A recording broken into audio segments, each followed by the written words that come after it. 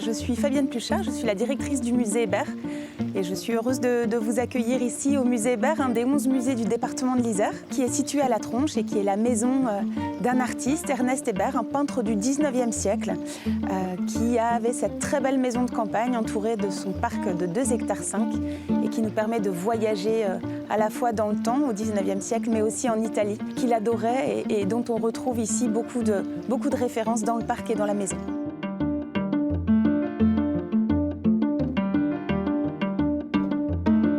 Nous avons le plaisir de présenter au musée Hébert une exposition qui s'appelle François-Auguste Biard, Le monde en scène, et qui est une exposition qui dévoile l'œuvre de François-Auguste Biard, un peintre aujourd'hui complètement oublié, qui est né en 1799 et mort en 1882, et qui a été très célèbre de son vivant.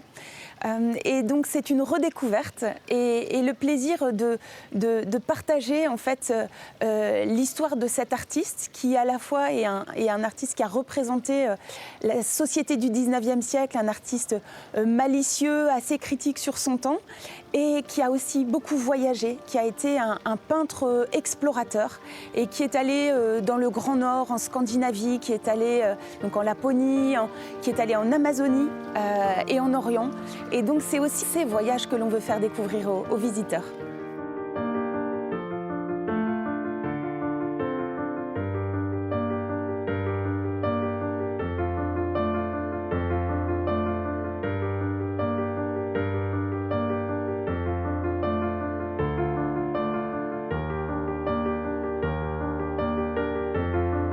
Donc nous sommes ici dans la première partie de l'exposition qui est donc en deux parties. Une première partie sur les œuvres de Biard comme peintre, on va dire, de la société du 19e siècle, avec son regard facétieux, son goût pour l'humour aussi. Et puis nous verrons dans un second temps la partie sur les voyages qui ont emmené Biard dans des horizons bien lointains.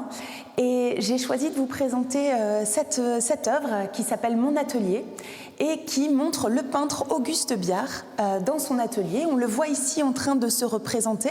Donc il s'agit d'un autoportrait, on le voit dans le miroir. Et ce qui est très intéressant, c'est qu'on voit toute la vie autour de l'artiste dans son atelier. On le voit qu'il est en train de peindre un tableau d'histoire, ici une scène héroïque, et c'est la raison pour laquelle il porte un casque romain. Et donc on voit déjà de l'autodérision dans cette représentation où l'artiste est affublé de ce casque pour se servir finalement de modèle à lui-même. Et puis on a toute la vie de l'atelier autour avec toutes les personnes qui viennent observer. On savait que François-Auguste Biard avait un atelier place Vendôme à Paris, qu'il était extrêmement célèbre, très aimé par le public et notamment au Salon. Donc le Salon, c'était une exposition annuelle à Paris qui était très importante et dans laquelle François-Auguste Biard a présenté plus de 170 tableaux entre 1824 et 1882. Et le public venait extrêmement nombreux voir les œuvres de Biard. Et on voit ici donc finalement tout le talent de Biard, portraitiste, peintre d'histoire et peintre de genre, peintre de ces scènes amusantes de la vie quotidienne, de ces simples personnes du 19e siècle, mais toujours avec cette pointe d'humour. Et on voit ici que la dame qui est là s'est assise sur une palette de peinture.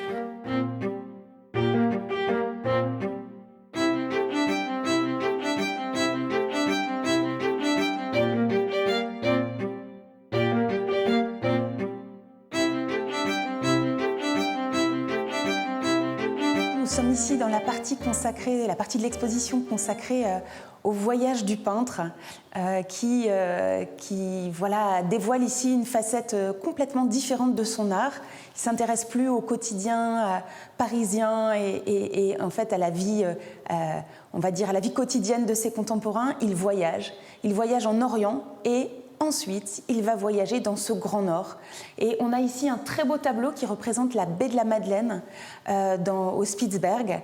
Et François-Auguste Biard a la chance de participer à une expédition scientifique. Et on voit d'ailleurs le bateau de l'expédition, en fait, le bateau qui s'appelle La Recherche.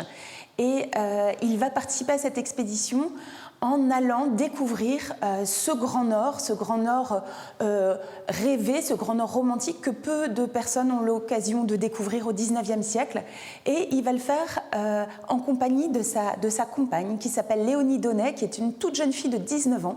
Et ce qui est intéressant dans cette représentation de la baie de la Madeleine, c'est qu'on voit à la fois ce paysage extraordinaire du Grand Nord, de cette île de l'océan glacial arctique, mais on voit aussi le peintre, un autoportrait du peintre qui se représente ici dans l'angle du tableau, mais aussi de sa compagne Léonie Donnet qui arrive conquérante au centre de la toile et qui émerge de cette toile vraiment d'une grande douceur avec ce paysage finalement très blanc entre mer et glacier et qui nous montre aussi l'influence romantique et ce goût pour ces paysages extraordinaires et lointains.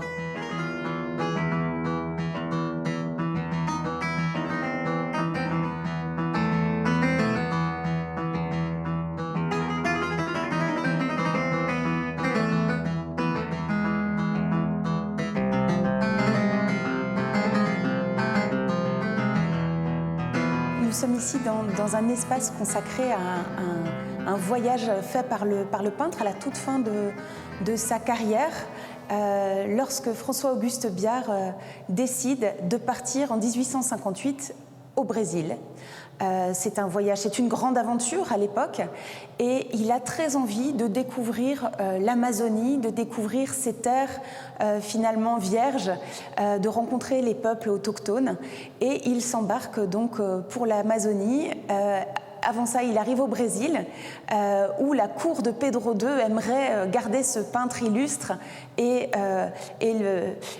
faire en sorte qu'il puisse peindre des portraits des grands seigneurs de la cour. Mais il décide de s'enfoncer dans la forêt, de découvrir du pays et lui qui pensait partir 2-3 mois au Brésil, il va y rester 2 ans.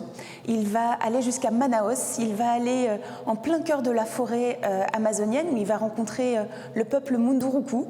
Et donc ce tableau que nous voyons derrière moi est une des œuvres qu'il a réalisées après ce voyage, dont il est revenu avec énormément de dessins, de croquis, d'objets collectés et qu'il va utiliser pour réaliser une œuvre comme celle-ci qui s'appelle la fabrication du curare dans la forêt vierge. Et donc on est là sur quelque chose d'assez mystérieux. Les Indiens, avec leur parure, avec tous les détails dans la représentation des personnes qui évoquent celles qu'il a rencontrées en Amazonie. Donc ça fait partie de ces tableaux, plus de 50 œuvres présentées ici qui nous ont été prêtées par des particuliers, par des collectionneurs, mais aussi des musées qui nous ont fait confiance et qui nous permettent de voir la diversité de l'œuvre de Biard, qui au Brésil va aussi découvrir encore une fois l'esclavage, lui qui l'avait découvert déjà en Orient.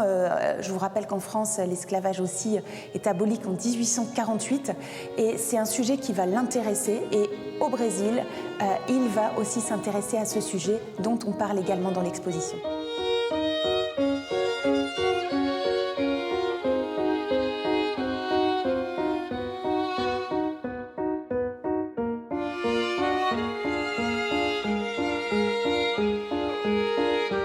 Nous sommes ici dans la boutique du musée Hébert, où vous attendent à la fois des cartes postales, des œuvres de François-Auguste Biard, un beau catalogue de son travail, mais également des romans et des récits. Et j'aimerais m'attarder sur celui de Léonie Donnet, donc la compagne, la femme de François-Auguste Biard, qui a écrit « Voyage d'une femme au Spitzberg » parce que suite à son voyage au Spitzberg, justement, elle a évoqué cette aventure extraordinaire. Pour cette jeune fille, je vous rappelle qu'elle a 19 ans, que c'est une des premières femmes occidentales à fouler ce Grand Nord.